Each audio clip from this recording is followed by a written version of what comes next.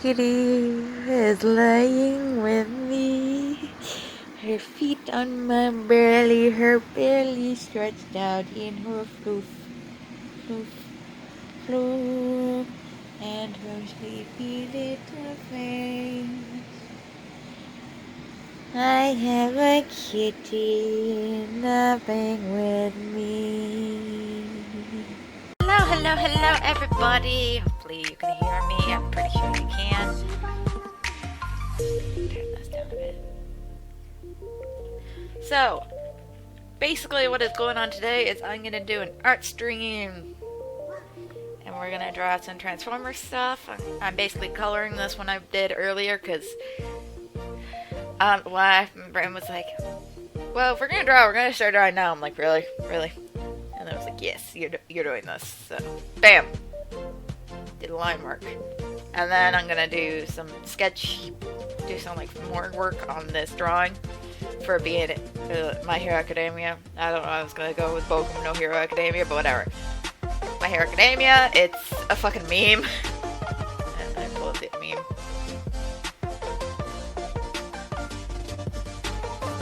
Put the meme on top. Put the meme on top. There's the meme. There's the meme. This is the one I did. Yeah, and it's the Murray and Razor Mike in the background, because yes. Anyways.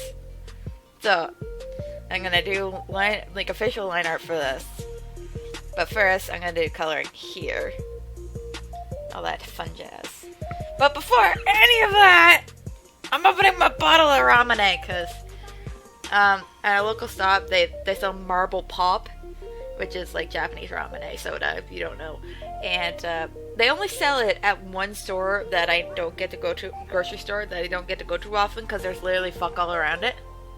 So basically, if I'm going there, I'm going just for the grocery store, which I normally don't like to do. But I went there and I bought 2 of these Marble Pops because they weren't that expensive. I got original ramen flavor and I got blueberry, because that were the only 2 flavors they had, which made me sad. But anyways, I'm gonna open my poop.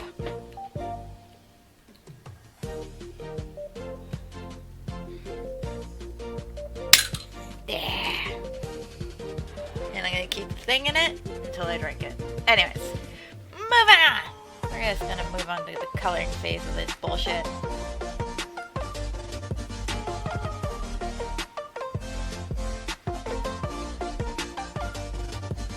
I was literally working on this earlier. My brain was like, okay, we're doing this! And I did it! Good job, brain. You didn't conk out of me. I appreciate that. Sometimes my brain's like, hey, you know that thing you're working on? Yeah. We're just not. Why? I don't know. We don't work anymore. Okay. Oh my god, this week has been interesting. I missed my first shift in like forever. Like since I started my new job, I missed my first shift ever this week because my IBS decided, hey, you know, like this normal thing, like where you're normally pretty okay. Yeah, we're gonna give you like diarrhea for an entire evening, and then you're gonna wake up in the morning and have to sit on the toilet for a good hour, which means that at the very least you would have been late for work. So we're just gonna make you miss the whole shift. And yeah, have fun. I'm like, fuck you. So I'm still recovering from that. It's like a couple days ago. But like when my IBS gets really bad, it triggers other shit that's wrong with me. So like my fucking migraines came back and I was like, oh, thank you, dehydration migraines. Thanks. Because I couldn't keep shit down because Now I'm feeling a bit better. Like I'm working. And I've worked since the day since like the last time. Cause yeah, I still have work. And I can't miss work just because I don't feel my 100%.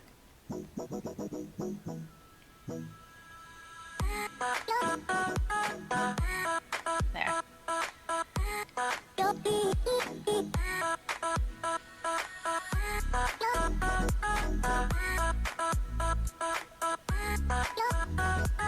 Yeah, this is another baby Stargazer shit, because my brain's like, let's go!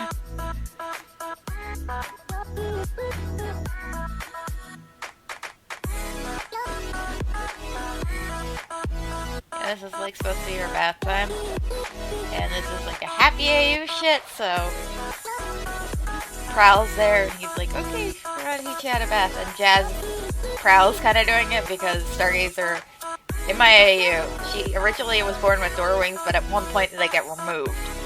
And in this AU, like, she gets to keep her door wings. So, like, Prowl's in charge of bathing her because he has door wings, and Jazz is still not under.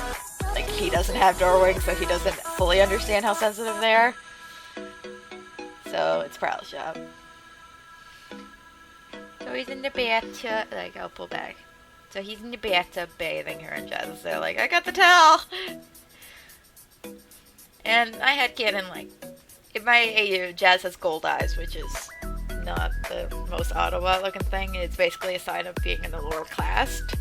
And I have it that he wears his visor whenever he's out and about, but as soon as he's, like, in private place, where it's just him and people he trusts, the visor comes off. He's like, nope, I'm done wearing this shit. Because he actually doesn't mind his eye color, and he's like, this is my eye color, I don't know why people are weird about it. At the same time, he understands, especially when the war breaks out, because a lot of people who were in the lower caste became Decepticons, so it became almost stereotypical, also Decepticon. So he's like, yeah, I'm wearing a visor, but yeah, he's back at home with his family. He ain't wearing that fucker. He gets to be free.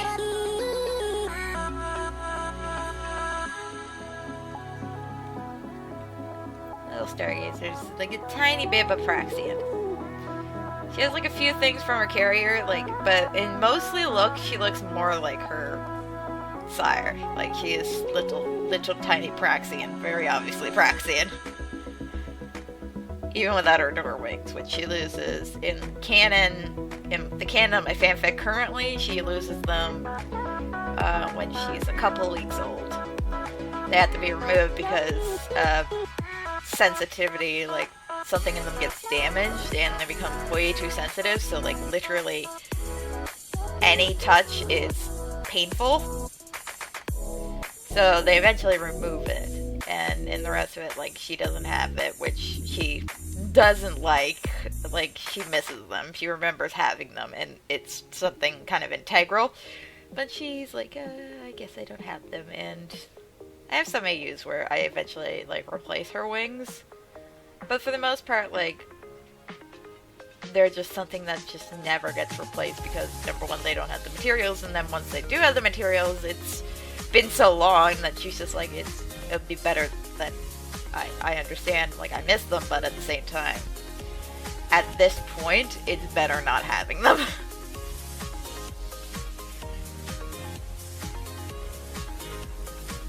And that's one of those things. If you don't know, I also read fanfiction, because I've been in fandom too long! Like, I've been in... Like, I know fandom...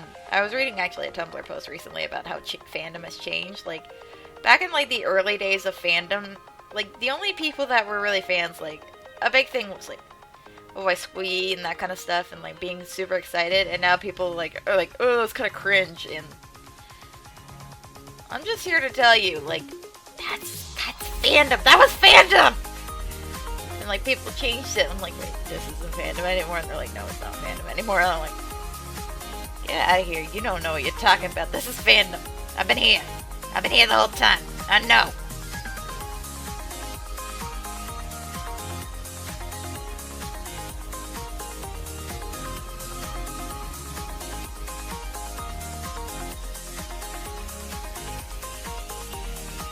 And a lot of my A's, actually, I keep Stargazer from getting an Autobot symbol because, I'm like, she's a kid. I don't want a kid to just be wearing an Autobot symbol.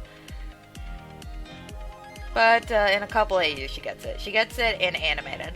In my AU for animated, she gets an Autobot symbol because it's something that gets added to, like, every Cybertronian. So she gets it in that, and then pretty much every other series.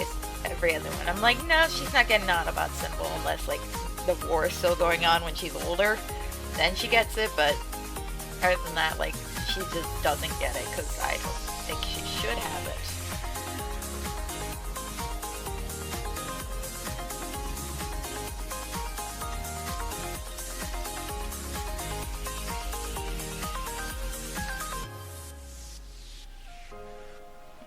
couple little detail coloring done on the same layer, which may be a mistake, but I'm going with it at this point, and I haven't crushed and burned yet.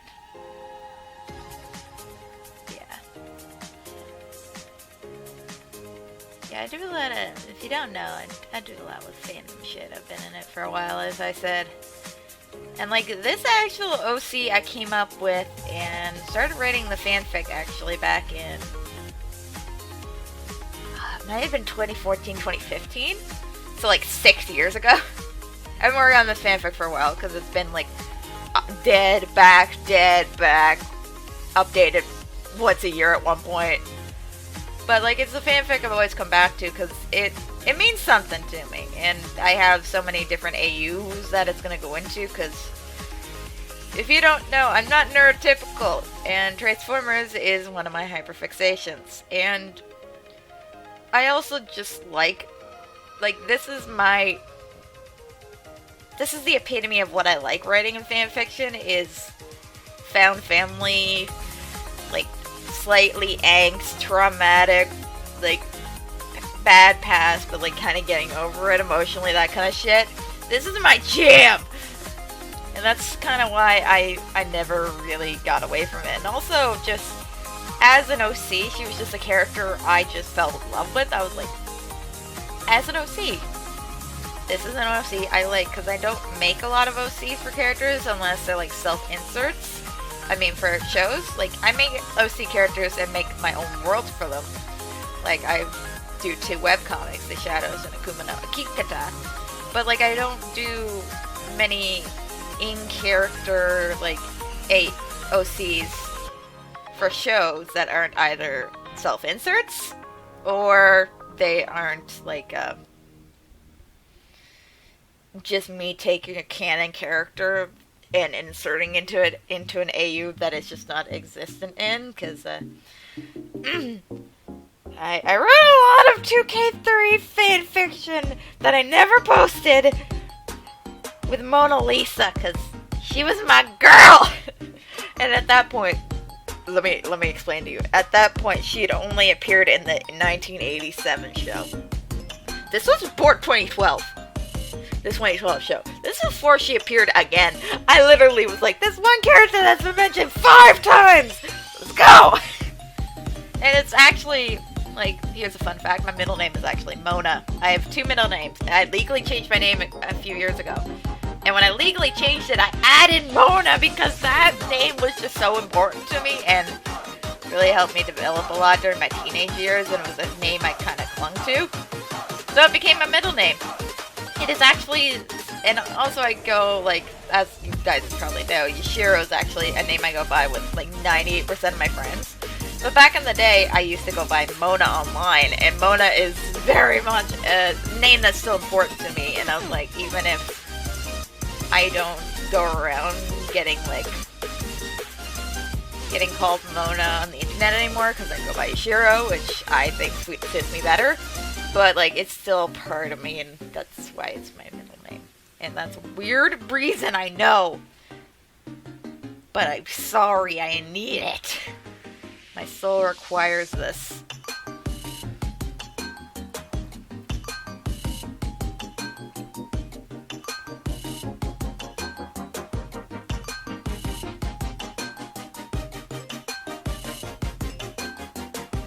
Yeah. Anyways, as I said, Stargazer, as I was saying, Stargazer is this OC I've always been kind of proud of because she's more of an original idea. Like, I made her the child of, like, my first ship and Transformers, which was Jasmine Proud, the Oreo Boys. If you guys remember when they used to be called that. Which I only shipped because of fan art! At that point in my life, I had not seen much. I saw like the first 3 episodes maybe, and the movie of the original Transformers G1 where the ship originated from. I don't fucking know where my brain was like, we're doing this, and I'm like, and they're like, we're doing this, and I'm like, okay! My brain decided we are doing this! So we did it. Psynox.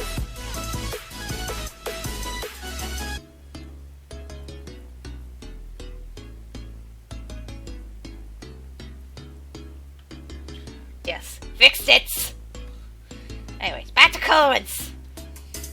So I know what I'm doing, obviously.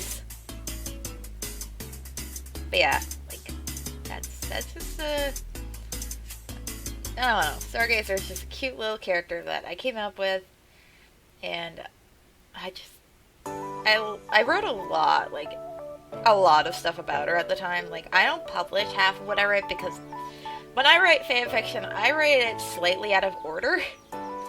Like, I can usually get the first couple chapters down, but then from then on, I'm writing events that are way in the future. Like, I wrote shit that doesn't happen until season 3 of Prime. And I'm still in season 1 of Prime currently in the fanfiction, so you can tell I write far ahead, because there are like certain things I'm like, I know this has to happen. And now I'm just like, oh shit, like, looking back, I'm like, shit, brain, you need to decide. You need to decide whether you should live or die, or whatever. So,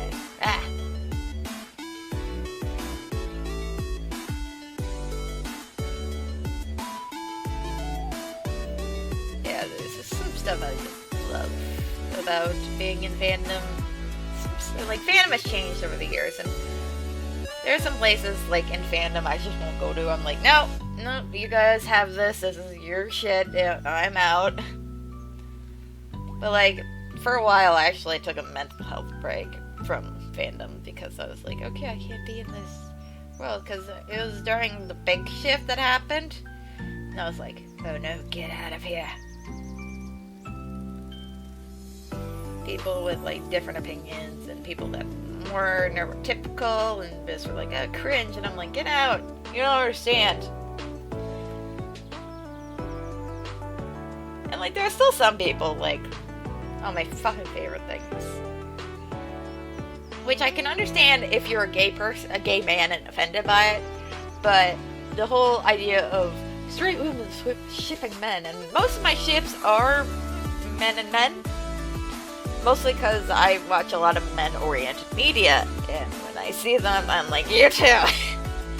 Yeah. I think, like, the only femme pairings I have were from shows where it already had a queer-oriented shit. Like, Sailor Moon had a lot of girl ships and that shit. My girl Jupiter. But yeah. Like, and people are tagging me like, oh, yeah. And I'm like, number one, I am not straight. So if you think this is like being me, a girl, just being like, oh, I like men, and I just, no.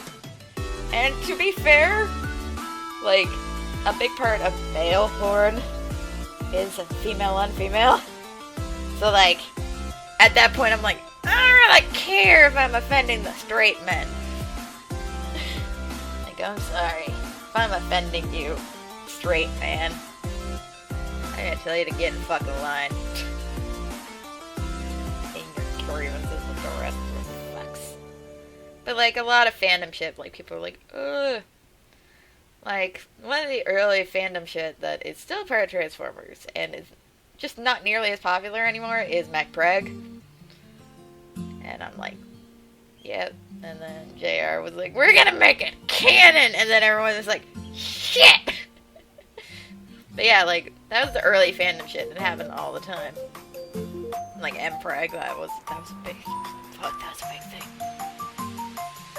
And then there's just some problematic ships that happened in a lot of, like, shows like I love to watch. Like, the only one of my hyperfixations that I don't go to nearly as often because it was kind of more of my childhood hyperfixation, but I still love it. Like, if I see anything with Teenage Mutant Ninja Turtles, my soul is like, give it. But, like, I am not caught up with any of the shows. Like, I still have yet to watch Rise of the Teenage Mutant Ninja Turtles. It's good. I've been told it's good. But after watching 2012 and being so hyped up, my soul has decided, no. Because I hated 2012. I don't.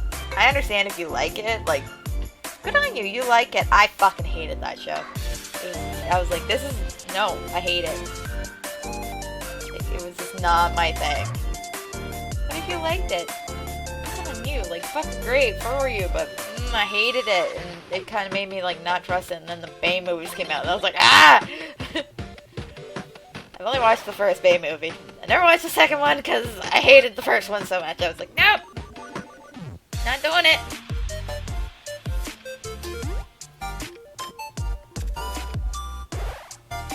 But yeah. There are, like, certain things where I'm just like, I am not jumping into this again!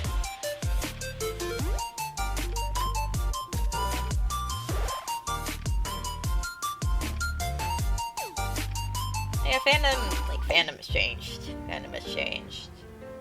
But, like, this story is just something that it sucked to me, and this character, I was like, no, I want to tell her story, I want to do it, and I'm doing it. And it makes me happy. Like, currently, I update my fanfictions once a month, because I don't just write fanfiction.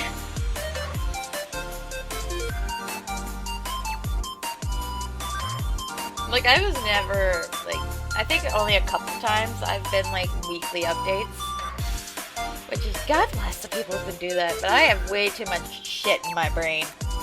And, like, it takes me a while to, like, get to, like, the hyperfixation where I'm like, yes, I'm gonna work on this part of the plot, where I'm not just like, hey, I've thought of another idea that's gonna happen, like, 20 chapters from now, but I need to write it now.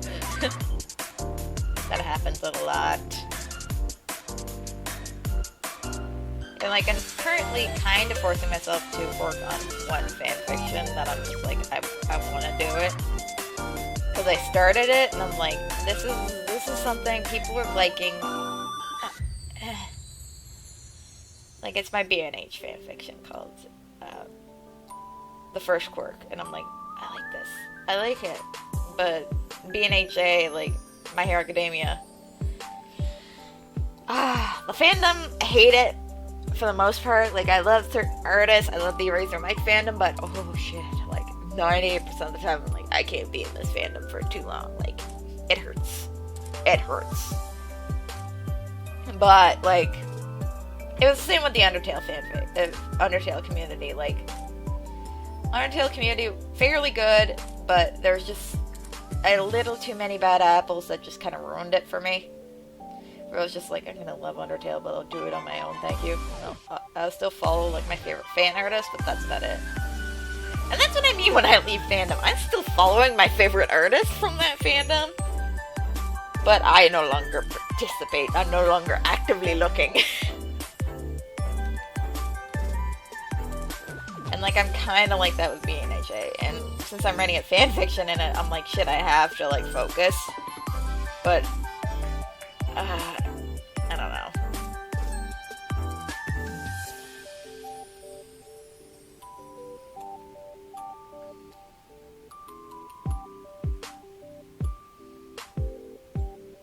I don't know. It's a fanfiction that I'm working on, but if I don't update it monthly, that's not the end of the world for me. Because I know it's just not something that fully has my interest. I'll tell the story at some point, but right now my brain's like, not right now, we don't want to tell it. And, like, I'm currently republishing an old fanfiction I wrote, like, back in high school that I'm, like, revamping entirely. And I'm working, like, diligently on the revamp. And I'm uploading a chapter of the revamp a month because I want to give myself time to work on it and, like, solid out a few things. And, like, I've already come up with something there where I'm just like, I need to change this little detail, and I'm working on it, but I don't know how to change it, so I'm, like, working on it. You know, fuck it, I'm gonna shoot the shit here and just brainstorm with you guys. Because, I'm coloring. And coloring is not my favorite fucking part of art. Okay, so basically, the fanfic is called Cherry Blossoms of Life. It's about Raph having a very traumatic past where at some point in his youth, he is kidnapped by a violent human who abuses him severely. and he comes back after a year, severely injured. And being Rav as he is in the 2K3 series, he just doesn't fucking speak about it. He just goes silent. He's like, okay, yeah, this happened. We'll never speak of it again. And it fucks him up, obviously. And it kind of makes him the character that he is in the show. And then something happens, and he is de-aged, and he's like, shit, I have the chance to be a kid again. And this is kind of his journey. And at some point, they get turned into humans because I don't know, part of my brain, I was like, they're either going to get genetically turned into humans, or they're going to get something that could temporarily do it. Like, they could, like, temporarily go, like, 8 hours and look like humans. But, yeah. And one of the things I'm coming up with is that I also made a gender switch. Because if you didn't know, turtles are actually kind of hard to genderize. If like you're not trained in how. So I was like, oh yeah, I could like totally switch to these characters into female. It'd be easy, it'd make sense. It'd be hard for them to tell. Let's do it. And now I'm like, did I really want to do that? Did I really want to switch their gender? And that's where my brain is. My brain's like, did you want to switch the gender? And I'm like, I think? I'm not entirely certain. I'm not entirely certain if I wanted to change the gender. So I'm like hemming and hawing on it, because I'm like, it makes some plot shit better. But like at the same time, I'm like, I might even, those plot elements are for later plot points, and I might even not even include them, and But like, I don't know. It's one of those things where I'm like, yeah, this is gonna be changed a lot. And it's like it's a weird thing.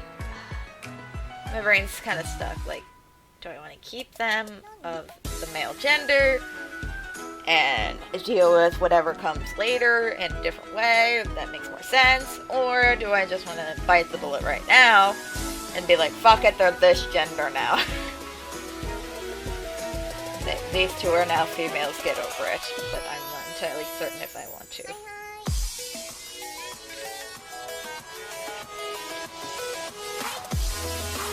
That's one of my weird things that I found a bit harder to work on.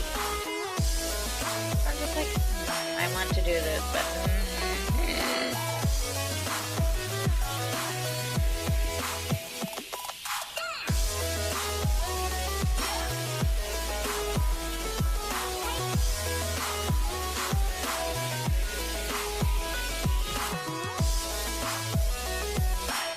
I don't know, that's just a weird thing that I'm working on where I'm just like,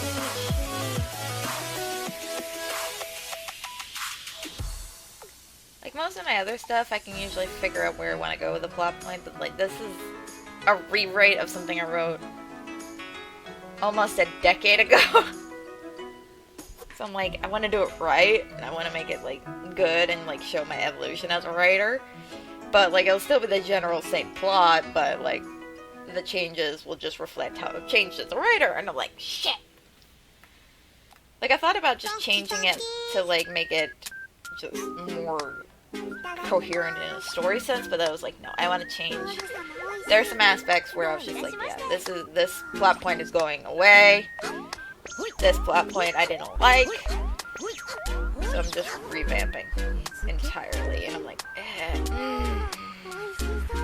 because the story's not going to go the exact same way it did last time. Like, it'll have a lot of the same elements, and there's some things I'm definitely keeping, but I'm like,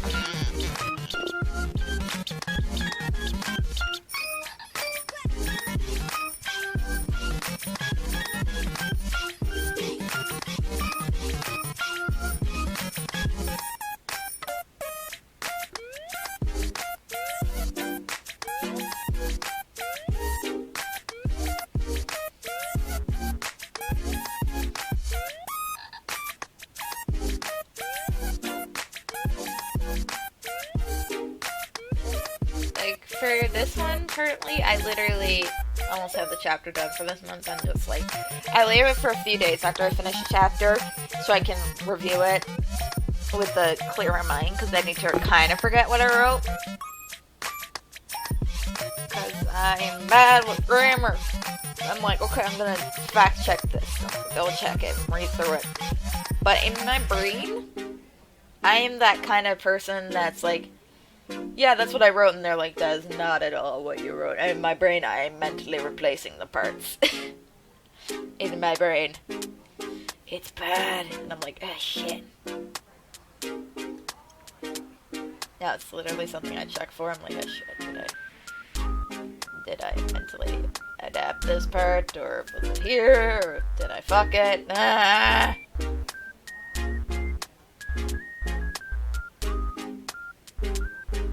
Also, like today in my fucking work. On Saturdays, with the crew I work with, we're super fast and we're super efficient because the cook is like the speediest fucking cook. Like, we get done with everything so fast. So we're done early as always, and we're waiting for my drive and for like the bags to return. So I'm like telling fucking redneck stories like of my childhood to one of my coworkers because he knows people from my home area. And I just like telling redneck stories, so I'm like, you know what, we're gonna do redneck stories, and he's like, okay, let's go. And I was just telling shit, it was great, like finding a dead body in Boston, seeing a guy that was trying to kidnap kiddos, and my friend kicked him in the nuts, because she has no restraint.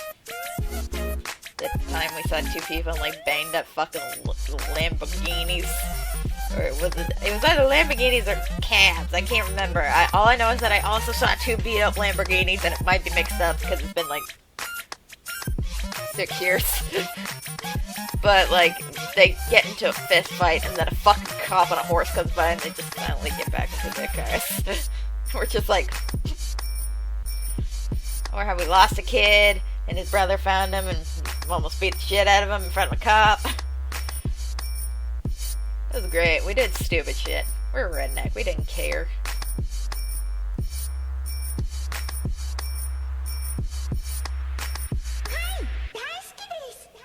And like anyone who doesn't think I like grew up redneck, I grew up redneck. Like here's one of the stories I told was about my brothers. And my sister now, but my brothers. 'Cause I have a brother who is my stepbrother, who I don't talk to anymore. He doesn't like me, but whatever. But this fucker nearly died from getting too drunk. He's bad at drinking. Him and alcohol equals a bad time. And I was out with a friend, hanging out, we're doing stuff, we're watching stuff, and his mom was following us because she's a creep. Literally followed us. Like, we were going to see a movie, and she showed up in the theater like, oh, hi, kids. We're like, I was like, dude. Literally, she followed me. She was like tailgating my ass on the drive home, and I literally did an illegal pass to get away from her. My mom was like, what did you do? I'm like, okay, there's a turning signal, there's a big truck, like a turning lane, there's a big truck, and I sped up to 120 to pass the bakery to get rid of her. My mom was like, no! And I'm like, what? I'm like, Mom, she was tailgating me. I'm like, honey, she was tailgating me and she followed us. And my mom was like, okay. And I'm like, I wasn't okay with that. We beat his mom home. I pulled over at the curb, said, get out. I ain't talked to your mom. And he's like, dude, my mom would kill you. And I'm like, I know, fuck you. And then left. And then I got home to my brothers, drunk off their fucking asses. Like, they were so drunk. Like, you guys have no idea. They were so drunk. They were the kind of drunk where you're, like, considering, like, you're like, am I gonna have to, like, call someone to, like, make sure these two aren't dying? But, like, they were, like, I was parking the car and they're running up to the fucking car, like, jumping on it, like, hey! I'm like, shit, you're here! How do I make them go away? I'm like, oh, I fucking got out of the car. They're like, oh, we love you, we miss you, we sit to tell you. And I was like, oh, fuck, what do you want? It was bad. It's bad. I was like, kicking, oh god. Like, we got inside when one got so angry trying to get my transformer to transform. This was the one that was the alcoholic, pretty much. And then he decided, hey, I got a good solution. And like was so angry. Oh god, he was so angry. And then my other brother decided, who's now my sister, was crawling around like a goddamn zombie with his legs chopped off, just making zombie noises. And I was like, dude, are you sure it's just booze you drank? Are you sure there wasn't weed? This seems like shit you'd do if you were high as balls. But like, no, he was army crawling on the ground like a fucking zombie, like making zombie noises. At one point, one of my brothers put a fucking, I can't remember who, I think it was the drunk brother, it was the brother that like was like, hey, and just put a fucking, like, laundry basket on his back and was like, I'm a turtle. And then he became Bulbasaur, and I was like, oh shit. I put them to bed like they were babies. I literally put them to bed like babies. I was like, get the fucking bed! That was actually the day I bought my, the only turtle, like, memorabilia I have anymore, because I gave a lot of my old toys to my nephew. But it's a Donatello Donatello figure, like a big tall one from 2012. It is literally the only turtle figure I have anymore, because my nephew had them all, and I'm pretty sure my sister gave them away. I'm not entirely sure, but I'm pretty sure she did. Like, I had the shell mobile, I had everything, and I'm pretty sure my sister's like, you're a big girl, give them to your nephew, and I was like, fucking fine. And I gave them to him, and I don't think he has them anymore, and that makes me sad. Like, it makes me so sad! Like, my dad also, like, I have a thing with a lot of my childhood shit being stolen. Like, a childhood blanket of mine was stolen by my dad, and that was never gonna be given back to me. He's like, oh, we want to give it to your sisters. I'm like, okay, I gave it to him, and then I never saw it again. I don't know why he wanted a blanket that literally had, like, it was done by a neighbor friend, and she had, like, a neighbor of the area, and she had hand-sewn, like, embroidered this thing with a poem with balloons and my name. And he stole it. Like, that's one of the things I want. Like, I want to jump my fucking old man and, like, steal this shit, but at the same time, I don't want to see him, because I don't know. I can't be trusted to not kill him. And that is a fact. So I was like, shit. Like, I'm never gonna get that back, which is shitty, because if you don't know, like, one of the things is I actually would like to have kids at some point, and like that was something I was like, oh my god, that'd be so sweet to give my kids. And I don't know where it is, and it's probably destroyed. Like, he didn't even give me my birth certificate. Like, that's like, I got nothing from him. Like, nothing. Like, the man gave me fuck all. I didn't get a fucking, like, name. I didn't get, like, I didn't get my social security card. I didn't get my birth certificate. If it was at his house, it was gone forever.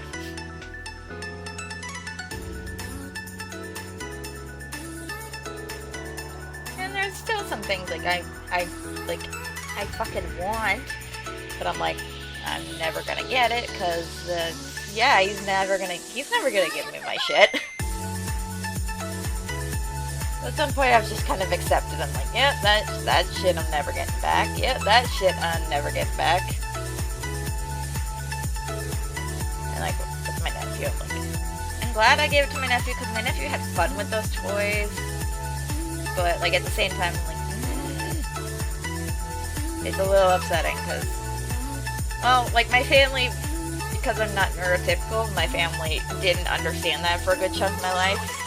They just thought I was being, like, childish, which I don't understand why they thought I was neurotypical, especially considering I literally, like, here's a fact. I sucked my thumb until I was 12? Maybe 13? Like, sucked it every night. Like, I wouldn't go to sleep unless my thumb was in my mouth. And, like, I still did it occasionally until I was probably 16. Yeah, 16 would probably be the last time I did it. Like, fully. Like, a couple times I've regressed and I'd do it again, but, like, I spent way longer than I needed to sucking my thumb, and my family never thought, huh, something's wrong. Because now looking back at it, I'm like, wasn't that a fucking red flag? And, like, the only reason I stopped is because my brother-in-law was basically like, okay, you could either suck your thumb or you could have TV. And as a young traumatized girl, having to choose between one comfort item and the one that made me the happiest, that one was winning. I still did it when he wasn't looking, but it's what eventually got me to stop. Because I realized that if I sucked my thumb, I wasn't going to get to watch TV. And if I didn't get to watch TV, I was alone to my thoughts, and that was scary. But yeah, like, none of my family realized I was... Like, a lot of the shit that happened to me didn't come out till I was way older. Like, some things came out, like... My family always knew my dad beat me, because I'd gone out many times, and it was one of those things that the cops dropped, but I never dropped. I was like, yeah, you fucking beat me. And he's like... No, I didn't. I'm like, yeah, you did. And he's like, no, I didn't. I'm like, yeah, you fucking did. You did beat me. I remember. And he's like, ugh. But yeah, like, that is one thing I never forgot, was, like, he beat me.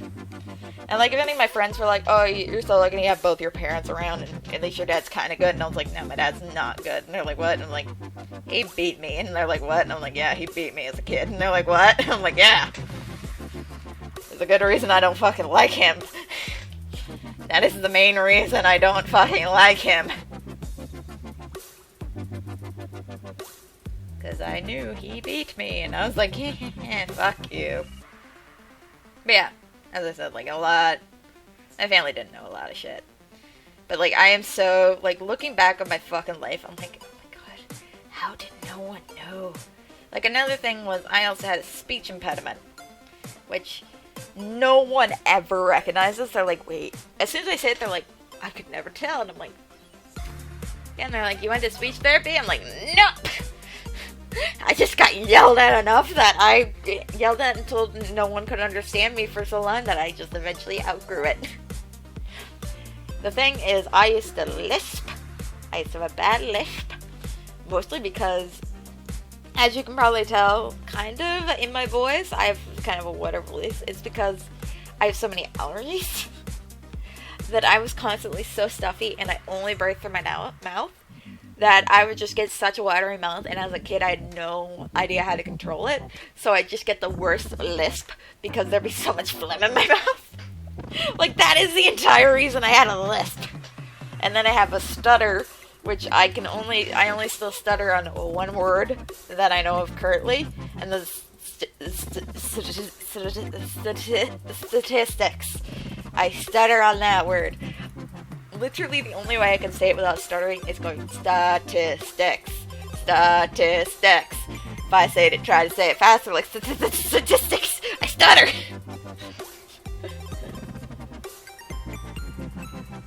It's the only thing I still stutter on. And then the other things I didn't do was I talked too fast. Like, I would talk a fucking mile a minute. I still talk rather fast, I'm told, but not nearly as fast as I did as a kid.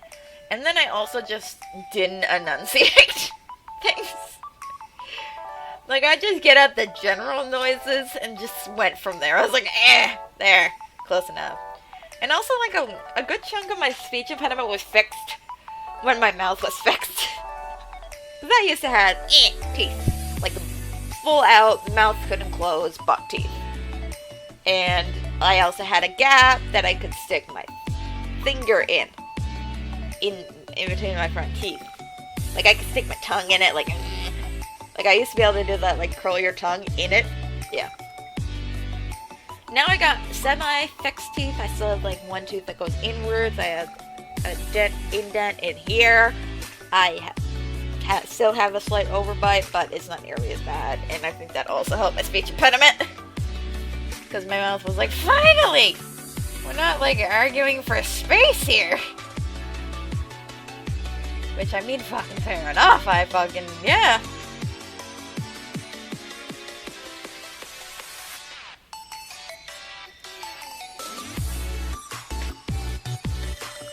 Yeah, there's, like, a fun little thing.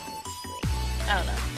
I had a lot of things where I was just looking at my family going, like, oh, I didn't know this. Like, I literally would sleep with my mother 98% of the time in my childhood. To the point where literally, like, her boyfriends would be like, oh god, we don't want to sleep over at your place because, like, your daughter keeps wanting to get into bed with us. And I'm like, yeah, I was having night terrors. There's a good reason. And, like, if she had someone over, I'd literally beg my mother to, like, sleep in my bed. I was like, please. She's like, no, you need to go to bed. But yeah, like, there's so many things where I just look back and I'm like, dude, literally, no one think this. My sister gets more angry about it, though, because my mom, her big thing is, you didn't know he was doing that to your daughter. My mom's like, yeah. My sister and my mother don't get along the best, because my sister just has way too high of expectations for my mom. Like, I understand a lot of things, my mom made mistakes, and like, in my heart, I know, like, if mom knew, she would have done something, but she didn't know, and also, like, at that point in her life, I think she was just done dealing with my dad, and I understand that, because I was done dealing with him since the day I was born. But yeah, like, there are just certain things where my sister's just, like, has no forgiveness for my mother about shit, and I'm like, Gwen, sis, and she's like, I don't fucking care. I don't fucking care, and I'm like, okay, fine. Like, they still kind of get along, but not nearly as much as, like, me and my other siblings. Like, me and, well, actually, I'm the one that gets along with most with my mom, because my brother was taken away. Oh, hello, everybody! Hi! I don't know what the fuck happened! I honestly, my computer hiccup. This is why I want to get desktop. This is why I want to get desktop. Holy shit, I'm just gonna be for live again. Okay, we're back. Yeah, we're back. We're back. So yeah, I don't know what the fuck just happened, but the stream decided, hey. Well, actually, my computer decided, hey, we no longer wish to work. And then it did it. But yeah, apparently, I'm just gonna go with, I was getting too dark. And my computer was like, bitch, you ain't gonna do this shit. You're gonna trigger yourself. You're gonna fucking make yourself sad later. So, no more sad girl hours. You change topics. So I'm gonna change topics in hopes to God that may... I don't know what the fuck happened. But at this point, I'm gonna change the topic, cause, yeah. That's what happens. Sorry if you're watching. I don't think anyone... I think maybe one person. I don't know who was watching. But if you were watching, I love you. Thank you for coming back if you did.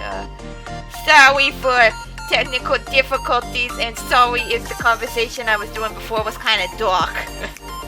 I'm gonna get off of it! We're gonna talk about happy shit.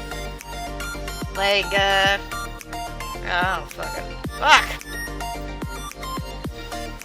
Oh, yeah, how about, if you guys don't know, I'm doing reactions to, Transformers Generation 1, and that is fun. Oh, fuck, I'm having way too much fun watching that fucking show. Like, you don't understand how much fun it is to rewatch the night, like, get a little bit tipsy. Like, every time I've watched it, except for once. No, I had a beer then, yeah, no, every time I watched it, I've had a drink, and it's been great. Like, I just chill for 2 hours and just watch just fucking Transformers G1 episodes, and it's great.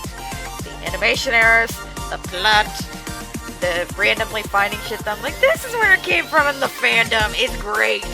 It fuels my soul. I'm just here, just vibing. But yeah, like, that's something I do. I do other streams too. I don't just do art. I do stuff too.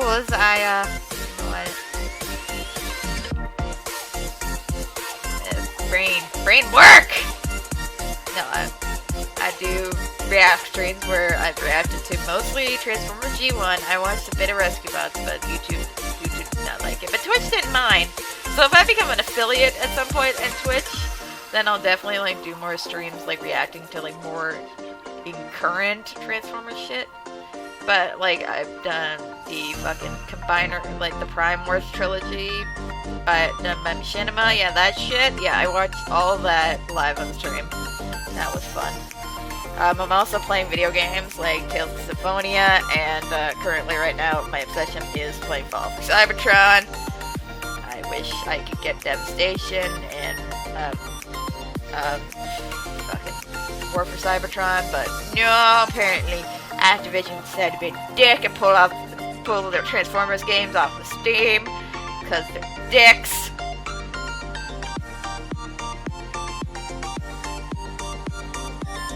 Yeah, that's what I've been doing mostly. It's just I do streams and I work and I write fan fiction and I draw and I sit alone in my bed.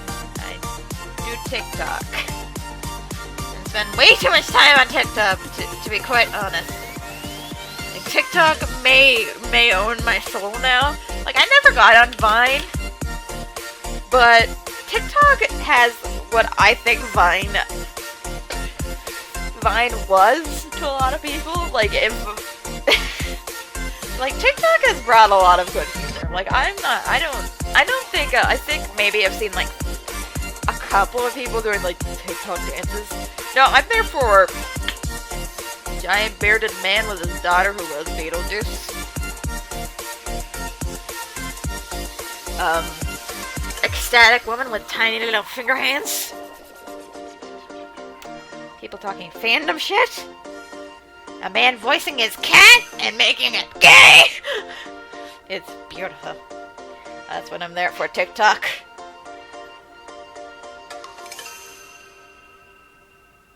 I don't know if anyone like else. I don't. TikTok may own my soul, okay? It may own it. And at this point in my life, I don't care.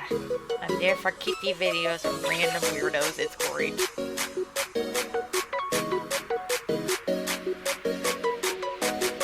I can see a lot of people where they're like, oh, you're on straight TikTok. And I'm like, I've never seen straight TikTok. I've only been on gay TikTok.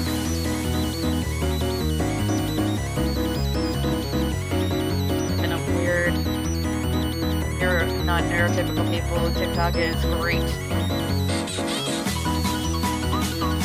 Like, shit is heartwarming. I fucking love it. For a lot of people, 2020 has been shit. But, like, for me, this has been, like, a pretty good year for me. Because I'm, like, steady, I have work. I don't have enough work, but I have work. Like, I'm generally happy. Which is weird. Someone who has depression and PTSD. Happy is normally not something I really associate with myself. But like this last couple of years, this last like year has been very, very happy for me, and it's weird. Like generally life sucks right now for everyone, I totally understand that, but like for me it's been fairly decent. And I think that's how it is for like these TikTokers, like they're just like, yeah, this is great for people. Like some people are just doing content creators for TikTok, which is great for them. I literally just put stream highlights and fucking random shit about me and Katie, who's currently looking for nuzzles because she is deprived of love. She claims. You're sleeping at the every night, Katie. Why are you like this? Like, it's so weird to be in like a space where I'm genuinely happy. Like genuinely happy, and it weirds me the fuck out. I'm like, I'm genuinely genuinely happy, and it's fucking weird. I should not be genuinely happy, but I am. Live for it.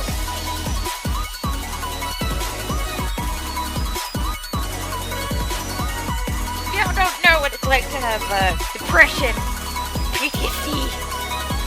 This whole feeling good about myself shit is not normal. No, it is not normal to feel good about yourself. Like, that is not a thing. But lately I've been feeling good about myself and I don't know fucking how to feel. The only thing that really sucked is that I was literally like, you know what? I think I'm ready for dating. And then, boom, pandemic! And I was like, oh, I'll date later. I'm not gonna go out trying to kiss a girl I don't know during the pandemic. If y'all don't know, I'm gay. I'm very gay. I'm non-binary. I am a sapphic.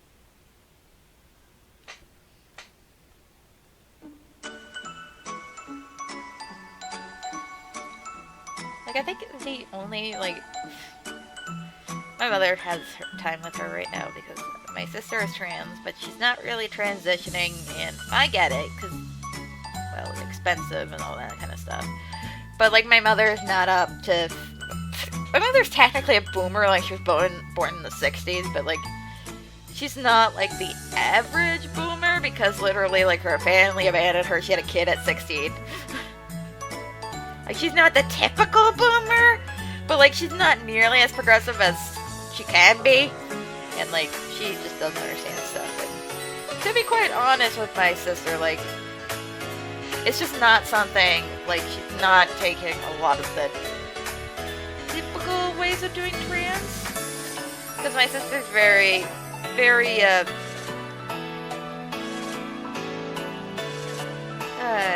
want to say it would be nice. But my sister is basically, like, a total sweetheart. I love her to bits.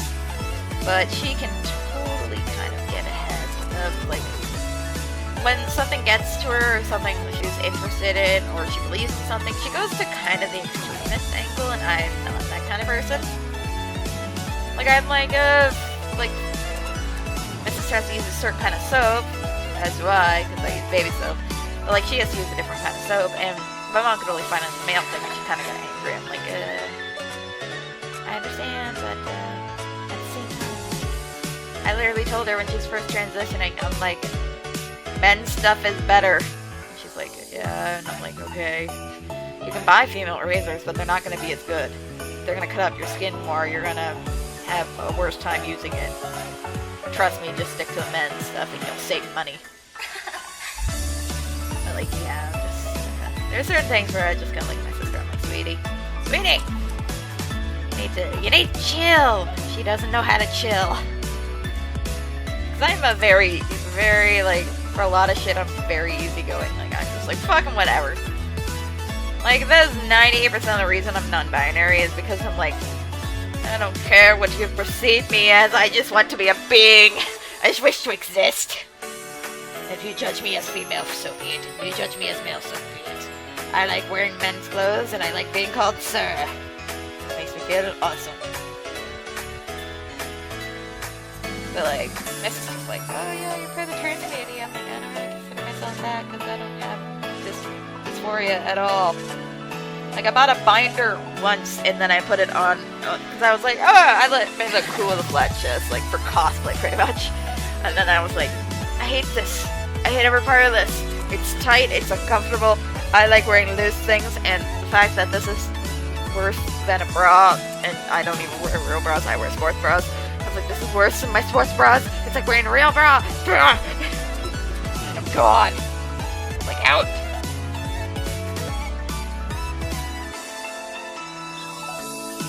Like, me and my sister get along, like, one time she threw a tit at me. I don't know, she had, like fake boobs, and one time we were just fucking around and she threw it at me. I was like, don't you throw your tit at me!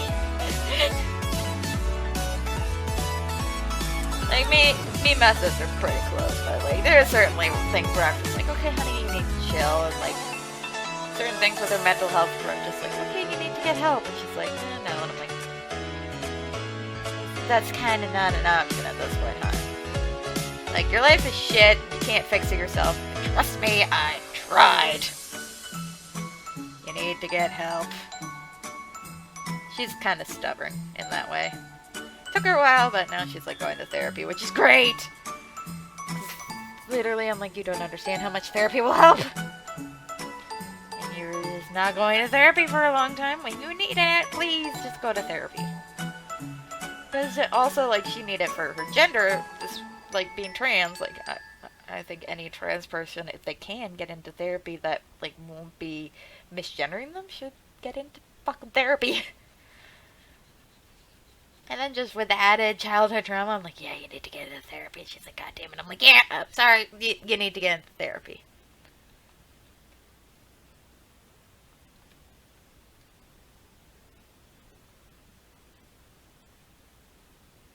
And I guess this is also kind of scared to try new things, like very scared.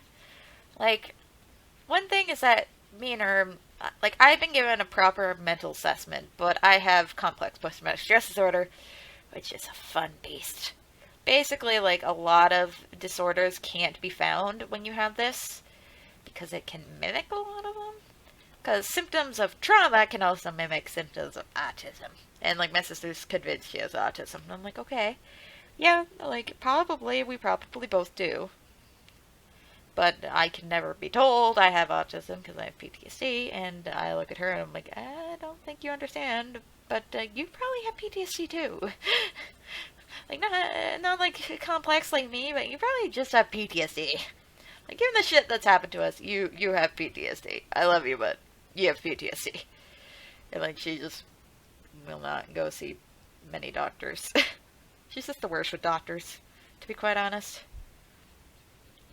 And I was too for the longest time, but eventually I just got diagnosed and I was like, oh shit. Although, like, there are certain things I hate getting tested for, which is my asthma. Mostly because, like, when I finally got tested with asthma, number one, it was being traumatic because, like, my dad was like, I'm not taking her to go get tested for asthma, while I was, like, throwing asthma attacks every day at school to the point where people were taking me to the hospital because I had nothing to treat it. But he was still like, oh, no, she doesn't, there's nothing wrong with her. But finally they took me to the doctor, and then the doctor was like, hey, yeah, she's asthmatic. But it was also, he was a pediatrician, because I went to one, because I was 16. He's like, yeah, I thought about losing weight, and I was like, I went to shank a man. Like, I literally left so angry.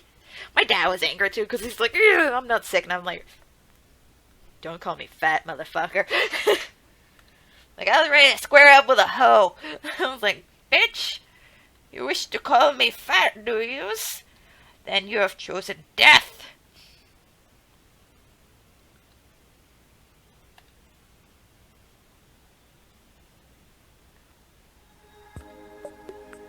But yeah, like, that guy pissed me off. And, like, I still get weird tested for asthma because I don't.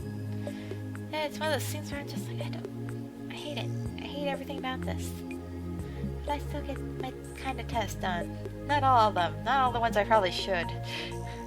But enough that I feel like I am pretty good. Like, my asthma's fairly under control right now. Like, I don't feel like death. Which is 98% of my goal.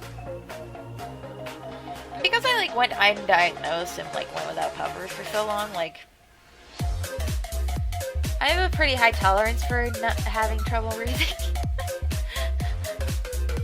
But, like, right now, it's, like, mid-level, and I'm fine with that. Because I'm taking my puffer, but I actually don't find my current puffer really works that well, but whatever.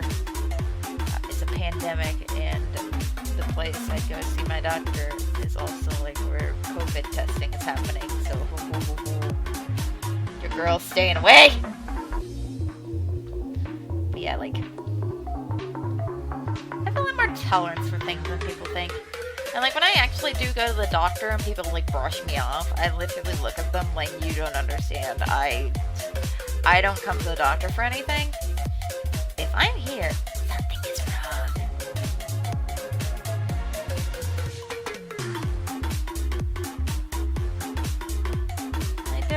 shit that I don't go to the... I don't go to the hospital for shit. Because that's just who I am. If I go to the hospital, something's wrong. Because I can tell.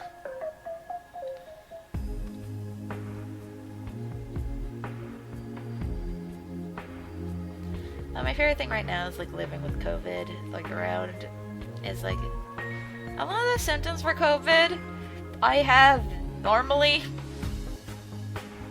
a good chunk of the time. So I'm like, hey, I'm not gonna get tested. This is literally like my life! What part of this is my existence 98% of my life do you not understand? Like, this is normal. Like, I know there's a difference, and like, if I ever got a fever, like, definitely I'd try to get myself tested, but like,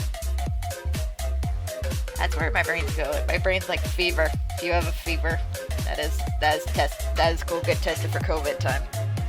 But like, a lot of the shit I have 98% of the time, and it's super awkward. Because, like, I've now learned to lie, but, like, when it first happened, like, first COVID, like, I was getting my blood test done, and they're like, do you have any of these symptoms? I'm like, yes. And they're like, fever? I'm like, no. And they're like, are you sure you don't have COVID? I'm like, I have asthma and seasonal allergies. I am fine. This is how I normally feel. Please get my blood tested so I can get medication. Because right now, I currently am almost constantly low on B12. And I have high blood pressure, yay!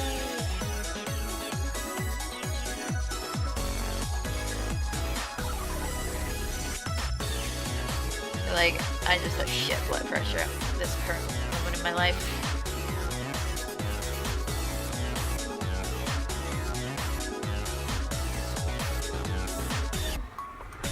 And one of my symptoms for my blood pressure going out of control is fainting and migraines. It's great. Like, literally drop. Drop, don't remember what fuck happened, faint. Or just extreme dizziness. And cutie, I love you, but can you get your butt away?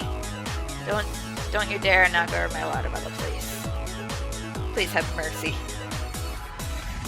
Please have mercy, kitty! Come on over here. Save with the ramen. Bam! It's out of your reach. A little gremlin. I mean, you're my gremlin and I love you, but you're still a gremlin. And Kitty's like... She knocked over the ramen cup.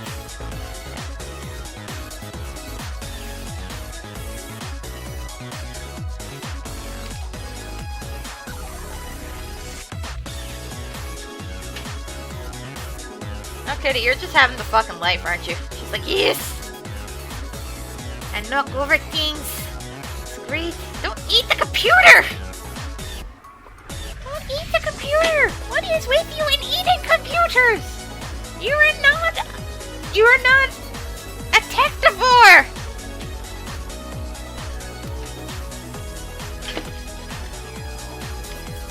Yeah, Kitty likes to eat my computer. Another reason why I want to get a desktop. Not just because this computer is slowly dying and it's literally on its last legs. And at this point in my existence, I'm like, yeah, don't worry, just keep going. You don't have to die if you don't think about it. God, I need help.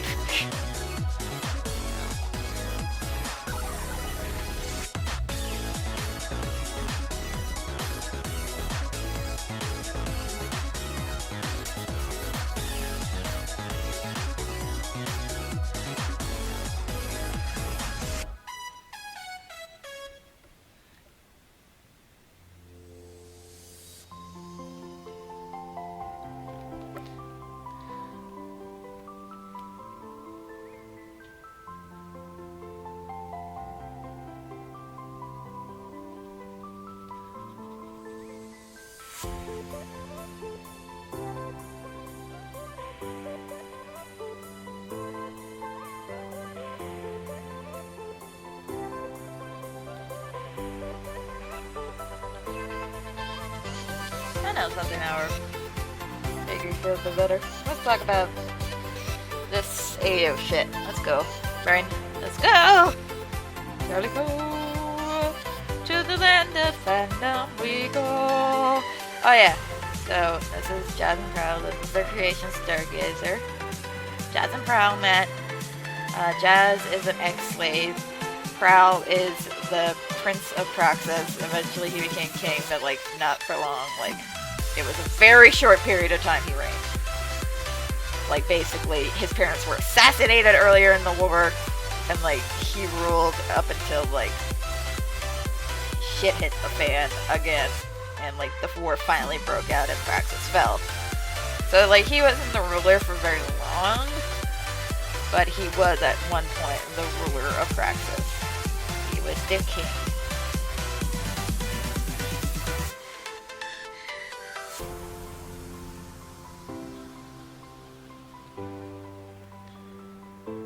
Like they met when they were younger. Jazz saved Prowl. Like Prowl saved Jazz. Burn him. Good job, brain. But like Jazz, Prowl was going to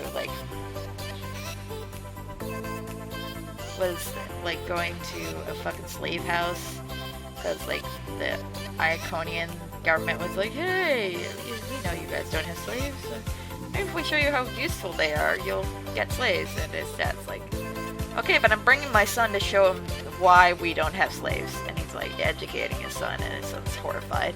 And he meets Jazz, and he's like, who are you? And he's like, oh, my name's Jazz, young sir, this is my name, blah, blah, blah. And Prowl's like, no, I want to, this is my number. And he's like, no, I want to know your name. They, get to know each other, and Prowl's like, you're the only kid? And he's like, currently, yes. And he's like, Father, we are saving this one. And they do.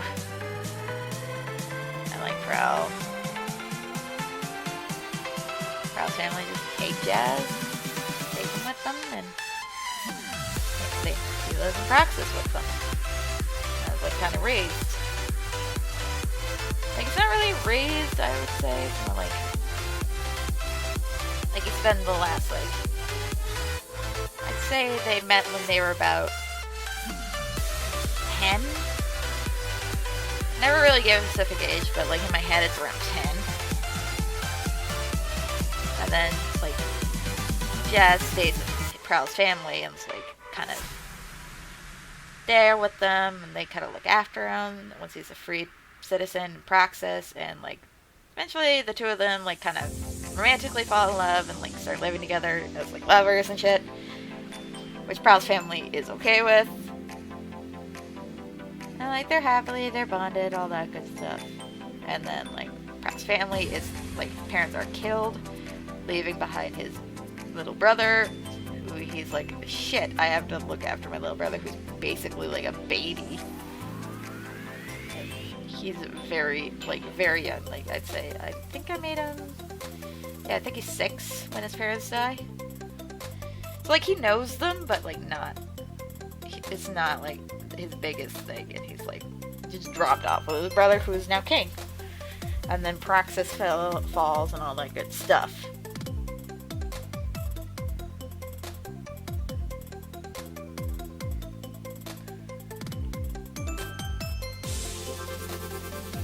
And one thing I want to make kind of clear is that it's not a rescue hero dynamic that I tried to do. In my head, I'm they're not Jazz looks up to Prowl and thinks Prowl is the world, but he doesn't his mind, it isn't Prowl that saved him entirely. He's still he's Prowl saved me, but is not his only thing in life, and he isn't well, I guess I'll marry him. No, that's not the idea. He genuinely falls in love with Prowl, or the youth together. It's yeah, I love this guy. And they end up bonded, and they don't have a child for a long time, and then the war breaks out. I'm oh shit, we're now soldiers, and they become Optimus is second and third in command. The way I have it work is that there isn't a second, third in command kind of thing. There is just like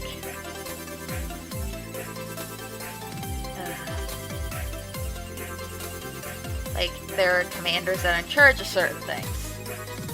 And like Jazz is in charge of special ops, like that's his thing. He does special ops and like the records because like I consider them kind of a special ops group. So I was like, yeah, fuck it.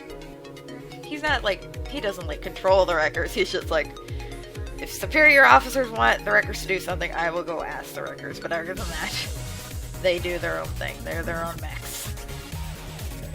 So like, that's a little something, I think.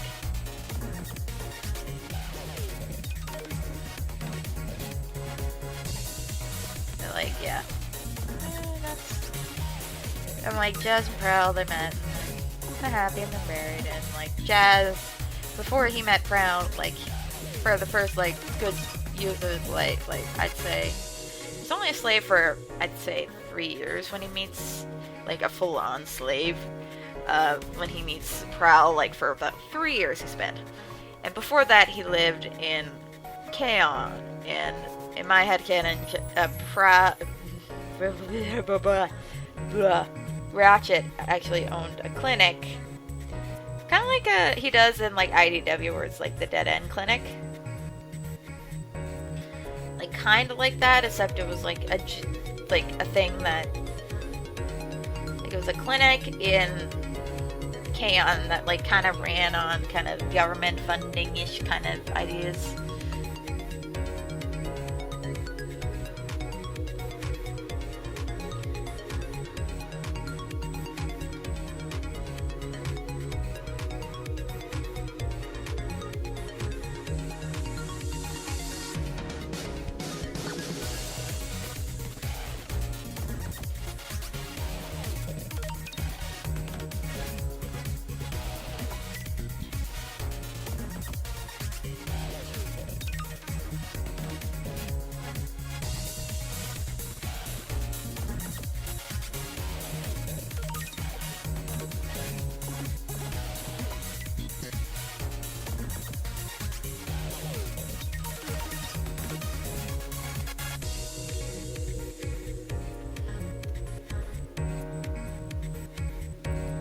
But like Jazz used to live in that clinic.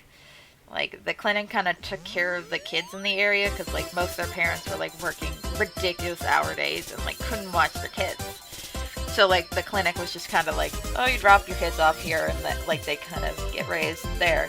And the job was particularly demanding. Like a lot of kids were just abandoned, left to like be under the care of the hospital. And Jazz was one of those kids. He was just kind of left there by his creators to be watched over, and he was kind of like one of the helpful kids. Like he would help around and like help Ratchet with shit, and Ratchet's like, yeah, this is a good kid. And then one day he just disappears, and Ratchet's like, shit, like one of my like kids just disappeared. And then he found out like later on he's like that while he was out running errands for him, he was like, some guy recognized him as like his parents who had died. Basically, they were like, he was sold off. He was sold off and like,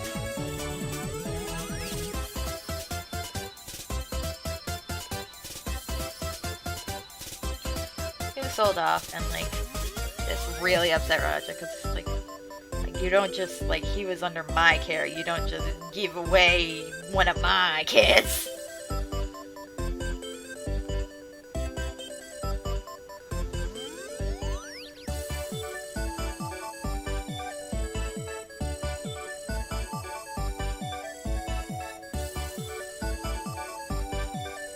I forgot to color up that leg. Good job, me.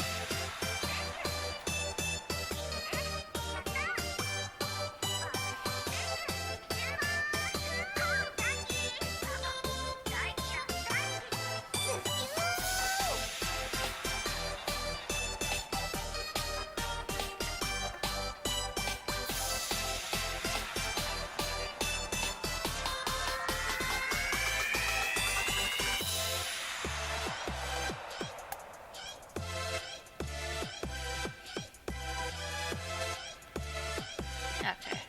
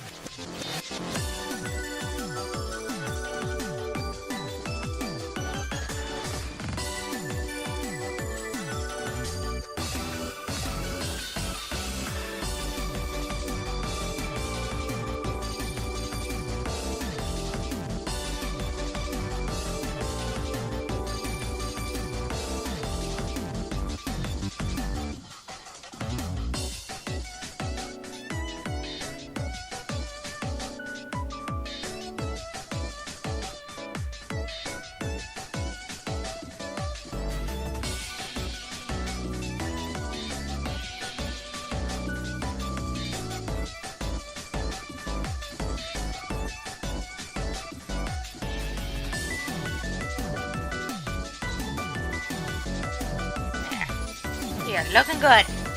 I finished this drawing. I spent almost the whole 2 hours on it. And I was just on the coloring. Fuck me.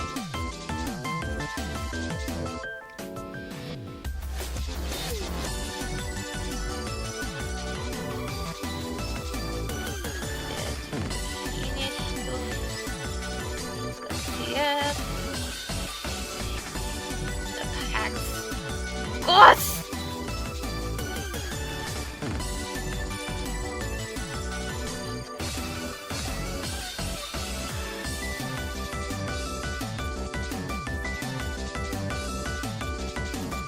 Let's go into this shit.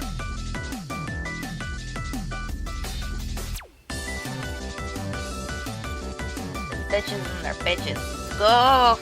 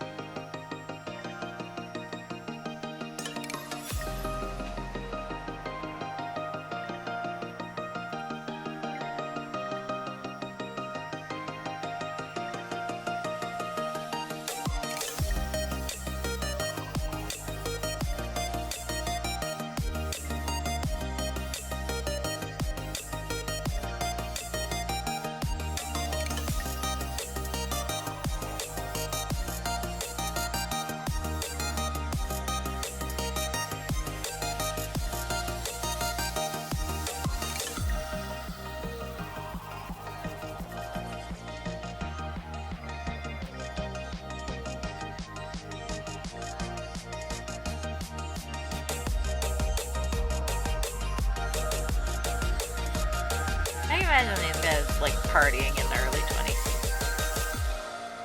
They're heroes. They had to have fun. I bet, like, all of it was, like, kind of like hero house party kind of shit. Because I can imagine the heroes party hard. Because when you have a job like that, you gotta party hard. Your life is shit. You have so much stress. They need to party.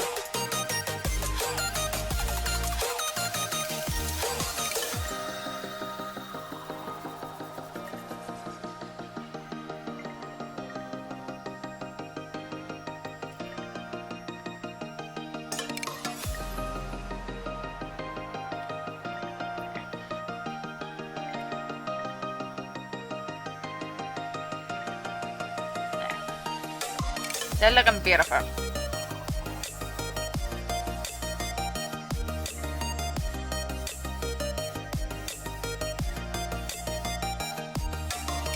Hi kitties.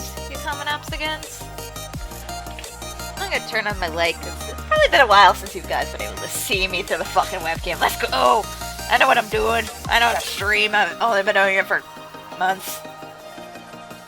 God, I need help.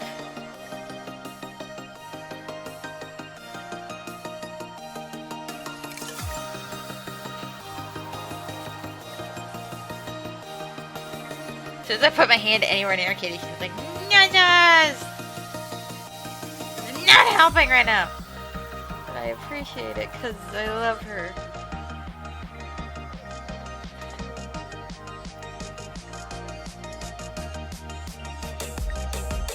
My cat is just being who it is. You know what? Fuck it, we're just gonna do it this way.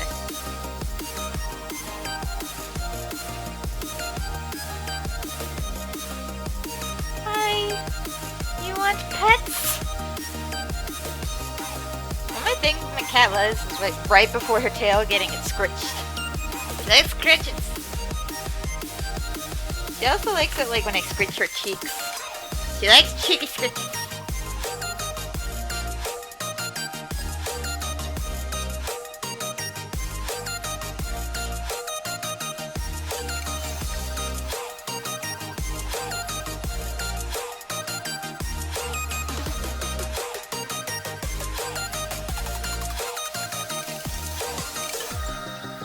Babies. Hello, my Bobby. Bean inspection. You have your smelly beans. Your smelly beans.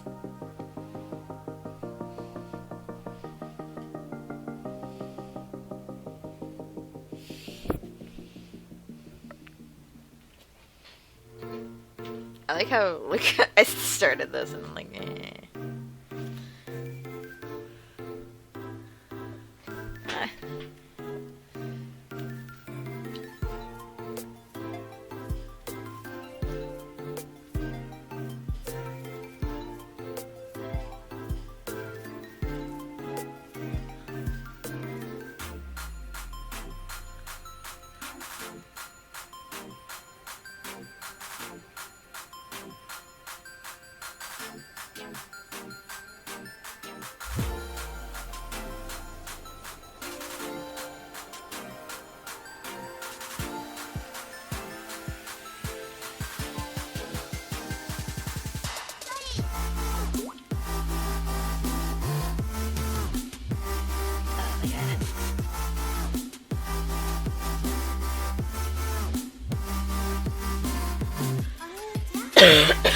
Sorry.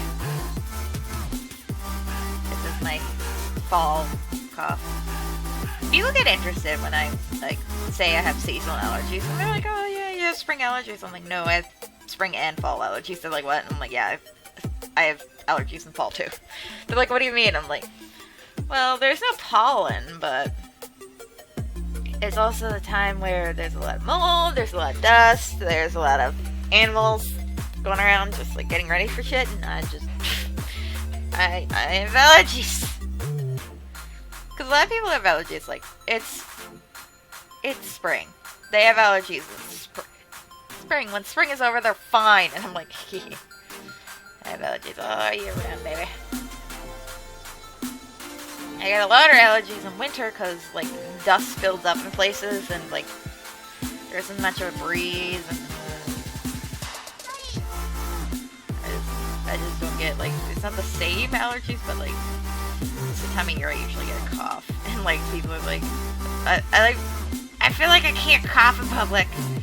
I'm like, I can't cough. People are gonna think I have COVID, but I don't have COVID, I have allergies.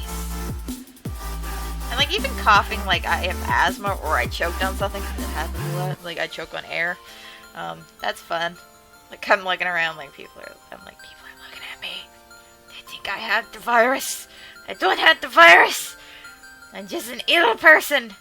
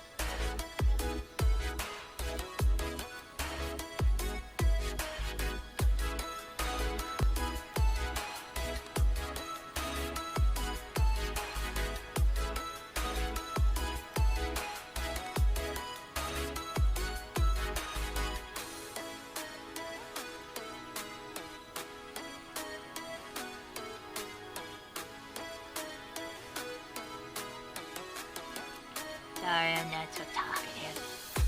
My brain is focused. My brain is apparently too small to function. Okay. Where am I?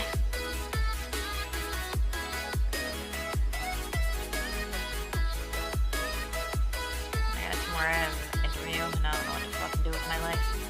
I'm gonna like stream later because I have to like get ready for my interview. Like I might stream like maybe an hour later, or maybe outside. I don't know. We'll see.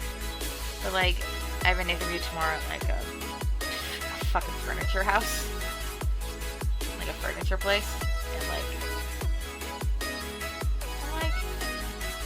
I don't even know if I'm gonna get the job, but I have to like go there on a Sunday, and because where I fucking live has sucked.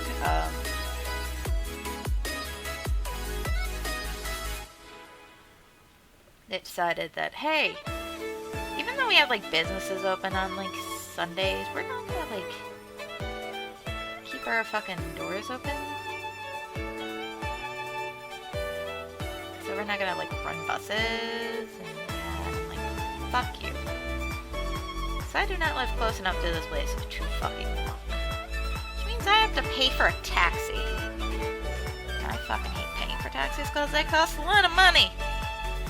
I'm a poor hoe. Like, I can afford it currently, but I don't want to. Like, I'd rather have the probably about over 20 bucks I'm gonna have to spend on a taxi. Like, I'd rather have that money for, like,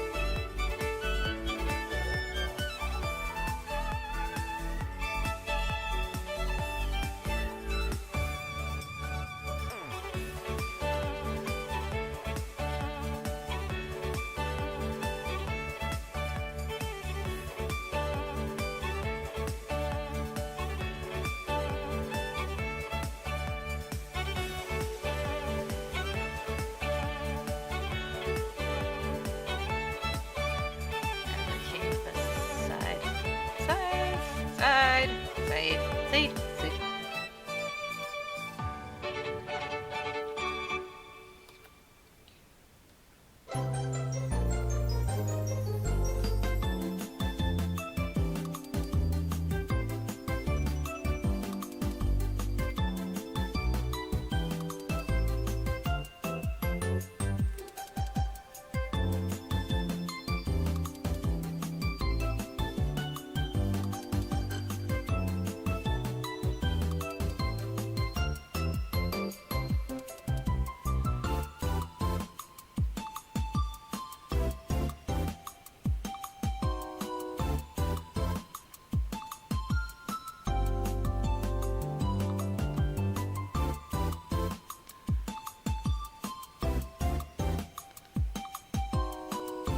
Tells me that Murray would be like the wine lady, the crazy wine lady. I'm not someone that actually drinks wine. I hate wine. My family's tried to get me into wine. I fucking hate it. Every time I touch wine, I'm like, yeah, get this away from me. It tastes like shit. My family's like, you drink beer. I'm like, yeah. And they're like, your logic! I don't know. Beer, wine is just never something I can get into. I think it's because, like, I have a lot of, like, similar tastes to, like, a kid. And, like, to me, wine is bitter. But, like, not just bitter. Like, it's almost sour kind of bitter, and I hate it. And, like, people are like, wine's not sour. Like, I understand it's not sour. A lot of things I find sour aren't sour. I just have, like, a ridiculously, like, sensitive taste to sour. Like, if something's even, like, a tiny, tiny little bit sour, I no longer want it. Like, I love sweet things. As soon as it turns sour, though, haha, your girl is out. Your girl's like, go away. I will take sickly sweet. I will not take fucking whatever this shit is.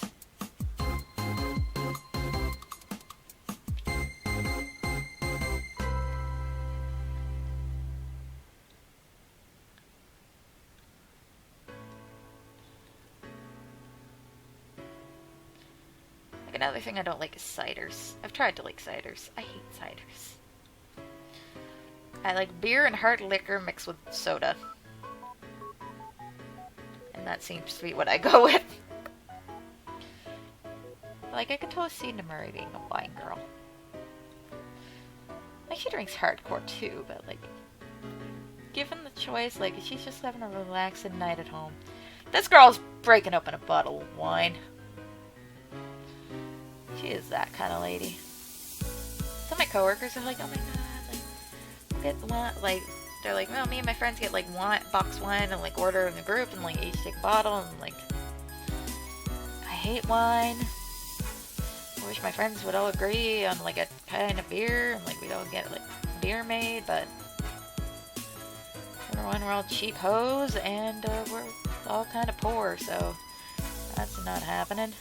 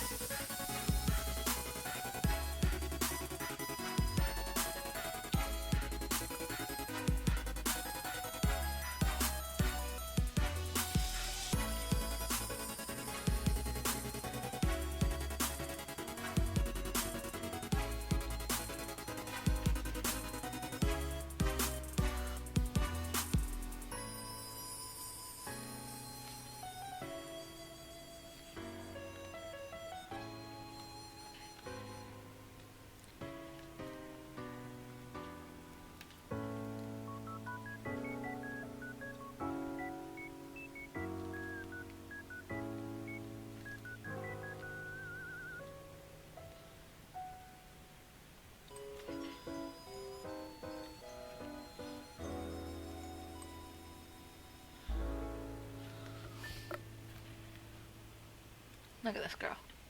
She knows how to do this. She knows it. She knows it.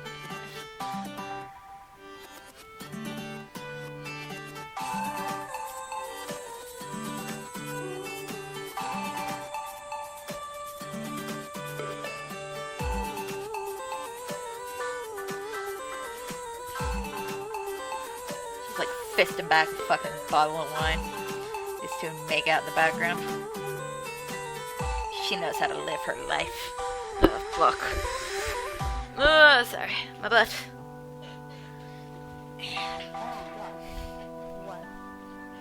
I have like a seat cushion that's like for controlling like posture for your butt.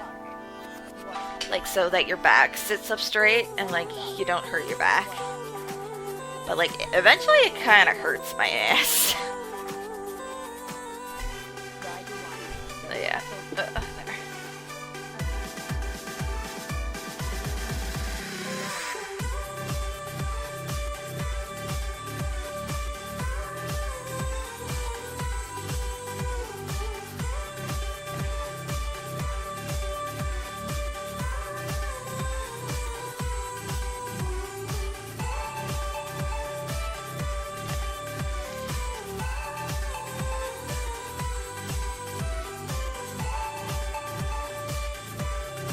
The boys making out in the background.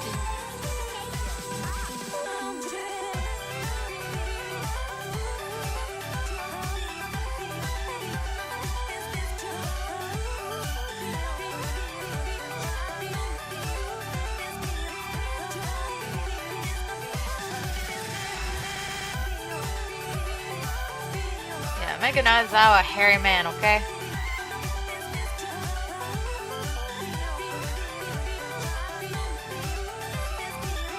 He's a hairy man.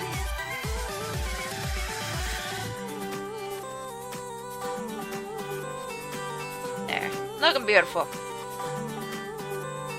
Beautiful Mike. I've given him an ass. Which, like, he normally doesn't have. Like, this man is like a twig. Like, in canon, he's like, got maybe that. Like, no, nothing. Like, his leather jeans give him like a tiny bit of floof, but not much. Like, it's kind of like this, and then, like, he has a book in his back pocket.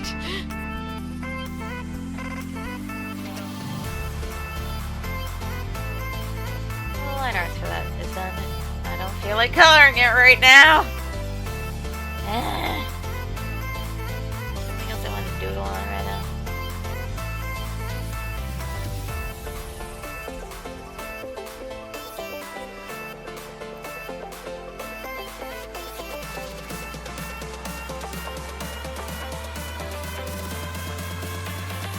Did line art for that earlier.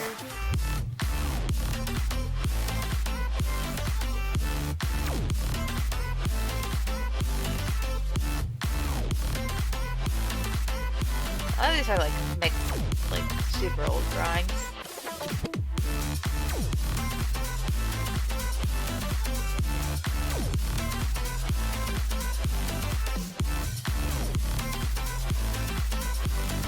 I've got old, mixed with new, mixed with old.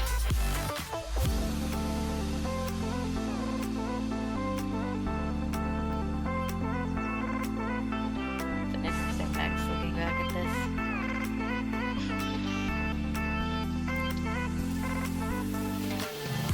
Fuck this one. This one's stupid. And I thought about it and I was like, let's do it.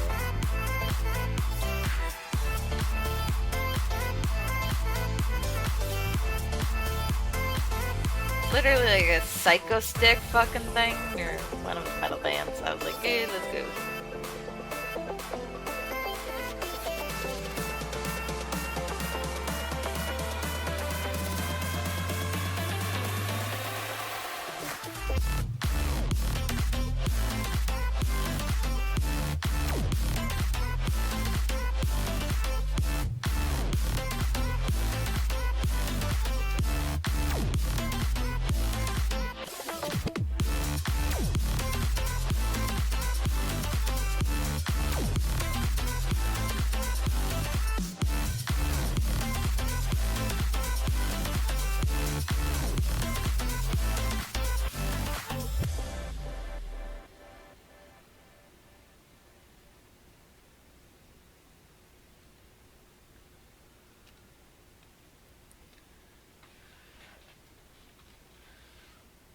Here's something I did forever ago.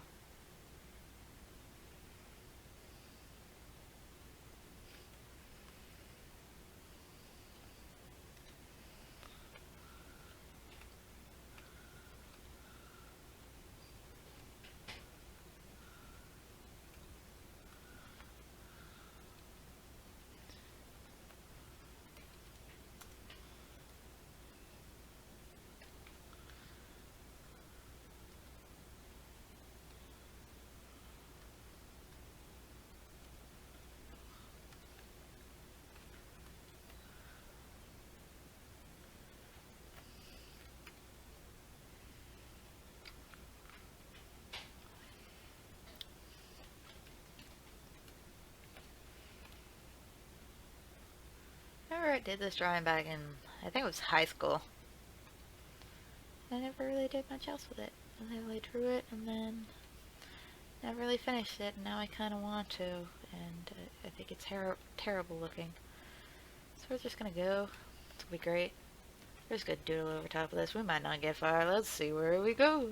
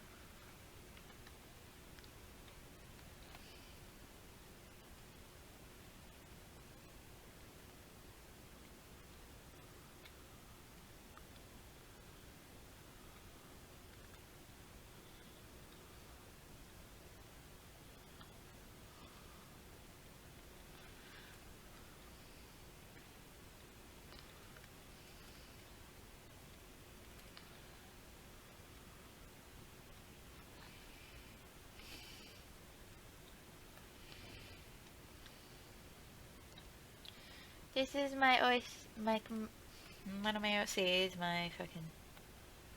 Jesus, sorry, I forgot this, like, ends. What's going here? Yeah, like, no, this is a character of mine from my webcomic, The Shadows. He's a later character.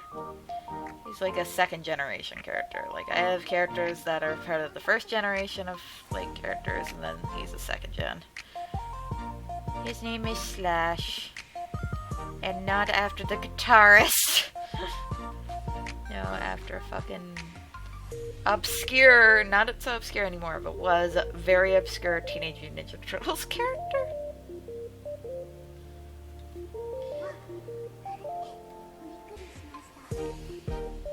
And like slightly based off, like his design's kind of like Soul Eater mixed with like a bunch of other characters like L and that kind of stuff. Like a lot of my inspiration for this character came from a lot of different anime I was watching at the time when I created him, which was back in like 2010, maybe earlier. But, like, he's my angsty child, and I love him.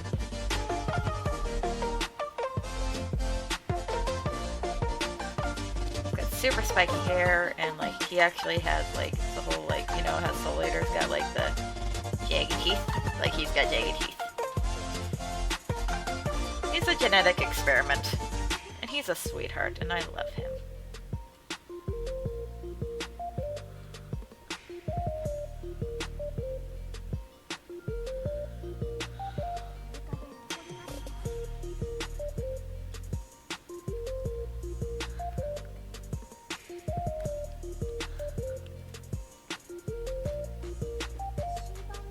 He's like, he's a good boy.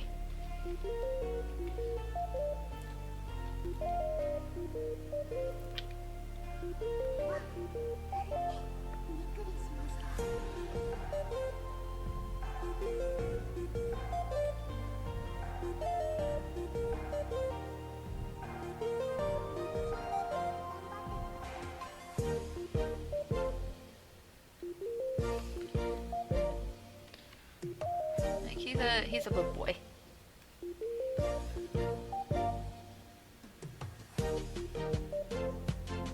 But like being a genetic experiment like really gets to him at some points. Like he's a fucking freak of nature.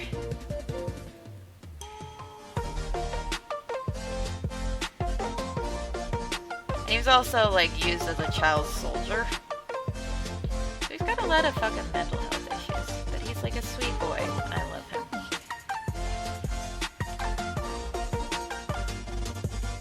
And he also has a lot of emotional trauma because, like I said, child soldier shit.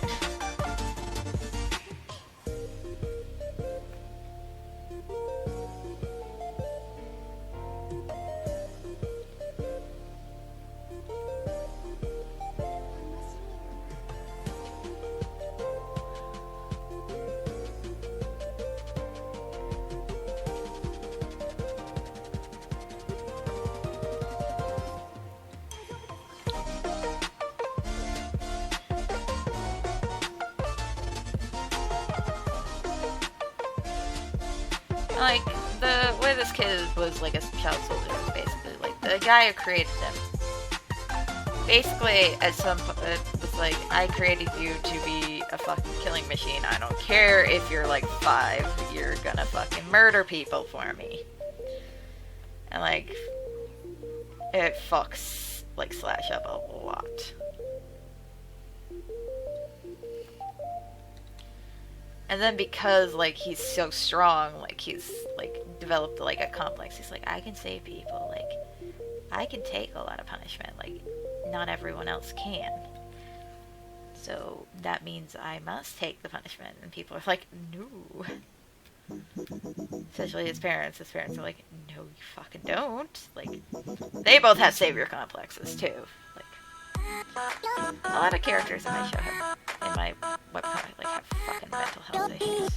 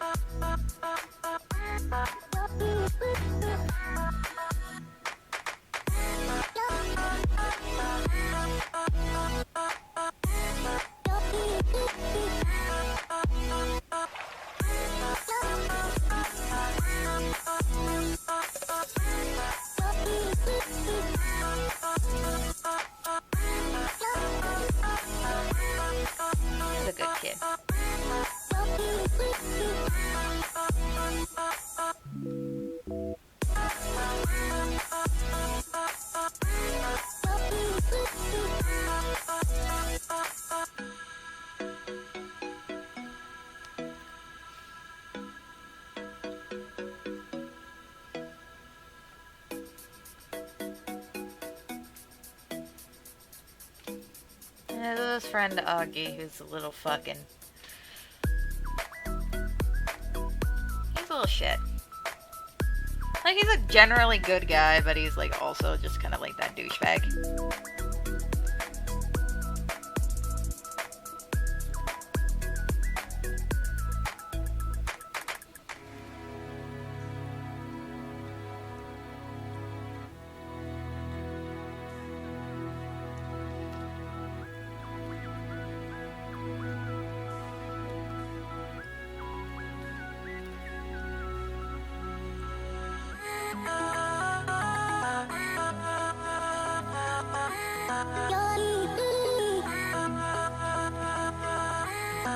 This kid also has fucked up issues. Cause he was also part of like a child soldier project, but he like escaped a lot earlier. So he has some of the shit, but not nearly as bad as his friend.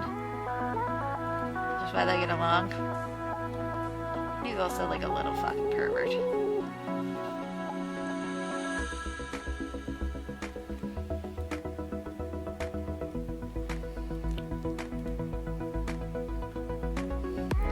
And I'm like the kind that like goes up and like tries to grow up girls like in anime and shit.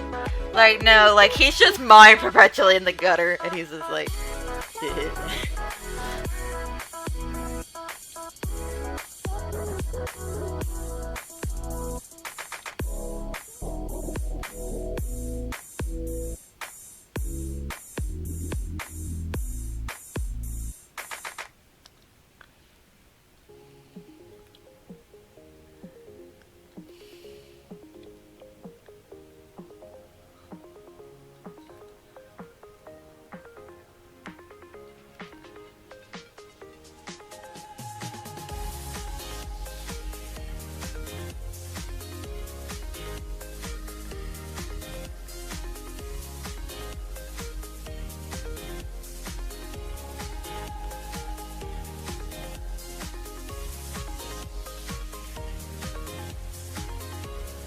like I kind of think of him as like you know those like perverted characters that are like really getting in on stuff, but like as soon as someone insinuates something, they're like, you know, this might be good if you know. Like he's that guy. Like I originally was gonna make him like the kind of classic anime pervert, but then I was like, I don't like the classic anime pervert to begin with, so I would include it in my fucking shit.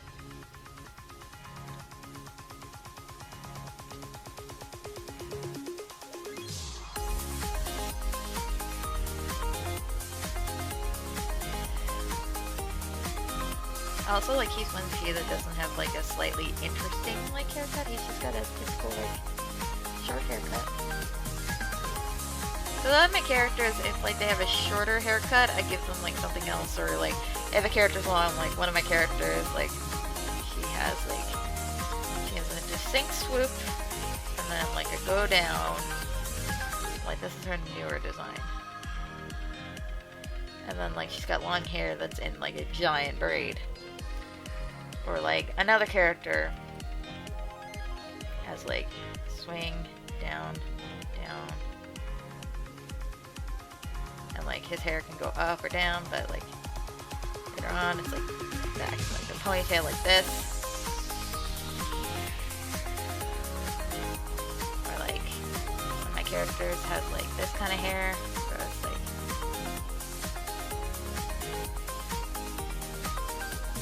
and like they all have this hair swoopy thing. That's just kind of like in my art style at this point in my life. And, like she's got like the short hair, but like with the long kind of front areas.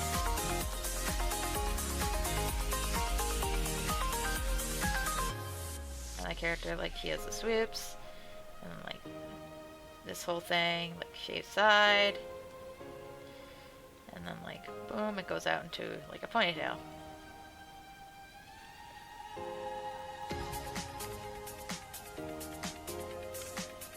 All my characters have like slightly interesting hair, and his just is like a short haircut. Long bangs. Nothing special.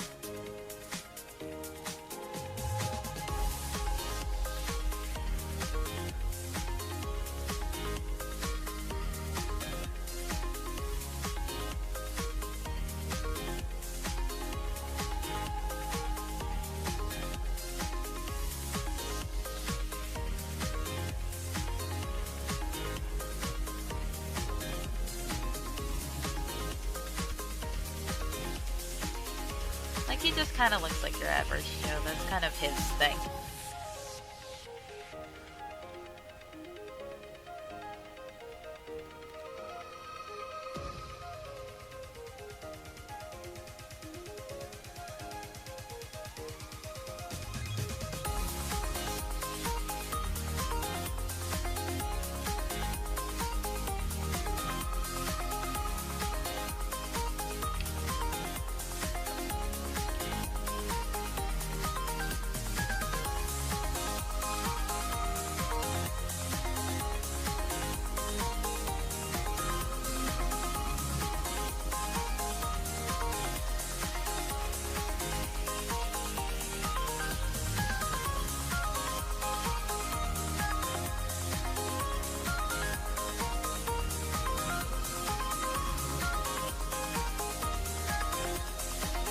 Like, the whole idea of him is, like, I have a few characters where, like, just kind of, like, a gag on their personality, like doing dumb D&D classes where you're like, oh, I have a bard, but, like, he is, like, a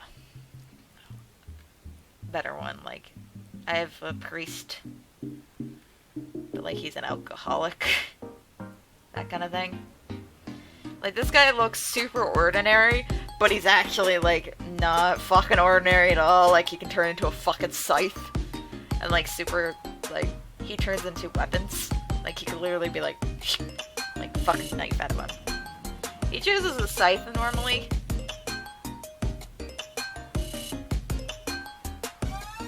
But, like, he's just, like, super normal looking dude. And it's like, BAM! Sword. And he's like, what the fuck?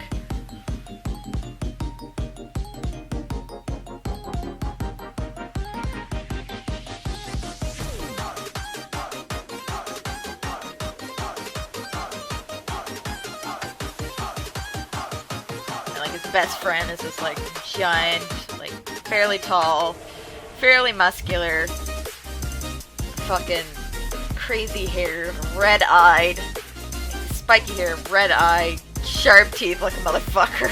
It's like, oh. Like, I have a lot of small, like, weird gags that I don't think anyone would get. Like, one of the gay men, like, older gay men, he's a big gay man, and he turns into a bear, because I think that's funny in my brain.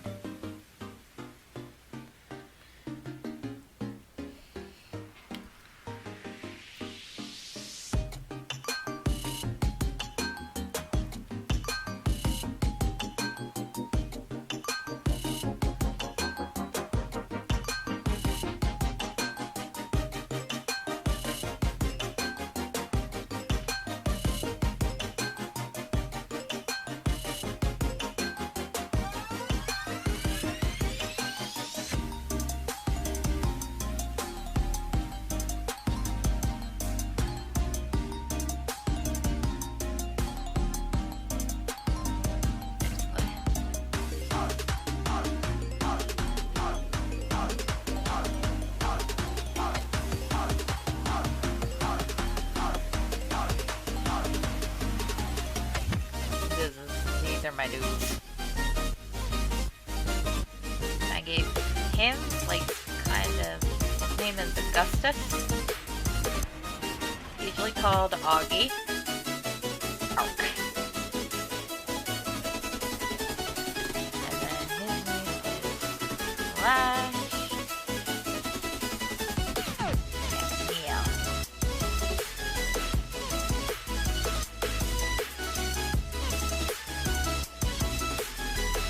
This is a boy like who's never left his emo phase. Never left! He's always there. I'm watching you, Wazowski. Always watching. Alright, I'm gonna end the stream here. So thank you guys so very much for watching. If you want to help support me and all the streaming shit I do here on the internet, you can go follow me here on Twitch. You can also check out the videos and earlier streams over on my YouTube channel. I also post stream highlights over on my TikTok. I have Instagram, I'm on Twitter, I'm on DeviantArt, I write fanfiction on fanfiction.net and AO3, all under the name Yashiroreaper. I have a Tumblr account. I know there's Yashiroreaper all across the web. If you want to help support me, besides subscribe to me here on Twitch, you can also check out my Kofi page. It's ko-fi.com/Yashiroreaper. That is ko-fi.com/Yashiroreaper. My current goal is to get myself a proper streaming computer so that I can do streams without stupid hiccups and all that shit, because this computer's old and my cat keeps chewing on it. So thank you guys so very much for watching, and I shall see you all in my next stream. Bye bye.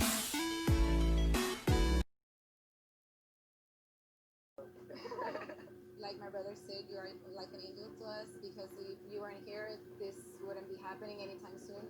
Proud of you, Maria. I have no words to describe. You got your future back. Yeah. We'll be gaming. I built you a great restaurant. You ready to sit? Yeah.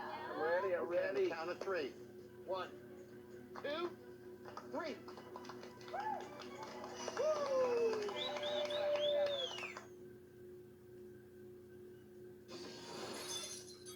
Okay, you ready? Yeah. 1, 2.